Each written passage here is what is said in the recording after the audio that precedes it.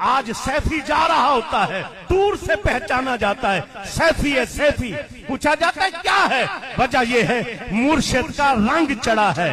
इसीलिए मैं ये कहता हूं, काश मैं जज्ब कर लूं मुर्शिद आपके हुस्न कामिल को, काश मैं जज्ब कर लूं मुर्शिद आपके हुस्न कामिल को।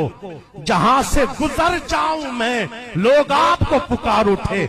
लोगों पर रंग चढ़ते और उतरते हैं, 10 दिन में कुछ और, 20 दिन में कुछ और, कुछ अरसे बाद कुछ और। अल्हम्दुलिल्लाह आप देखें मुर्शिद ने वो रंग चढ़ाया है। तुर्की से लोग आए हुए हैं, ईरान से लोग आए हुए हैं, फ्रांस से लोग आए हुए हैं, अंग्रेज भी आए हुए हैं।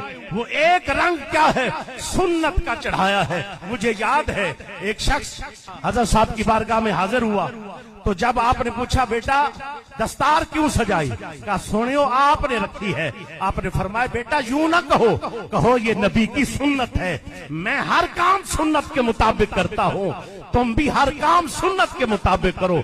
जब सुन्नत और शरीयत के पैराए में मेरे मुर्शिद ने रंगा, यूरोप से लेकर अफ्रीका तक, अफ्रीका से लेकर अमेरिका तक, अरब कंट्रीज से लेकर पाकिस्तान तक, एशिया से लेकर तमाम बरे-ए-आज़म तक, आपको जहां भी सैफी मिलेगा, अंग्रेज हो या अफ्रीकन हो या अमेरिकन हो, उस सर से लेकर पांव तक सुन्नत और शरीयत के पैराए में रंगा हुआ होगा। फिर क्यों न कहूं, कच्चा रंग लालारी वाला, कभी चढ़ता कभी लैंदा हूं, पक्का रंग मेरे मुर्शिद वाला, जब तू चढ़ता फिर कभी ना लैंदा हूं। आज सैफी जा रहा होता है, दूर से पहचाना जाता है सैफी है सैफी। पूछा जाता है क्या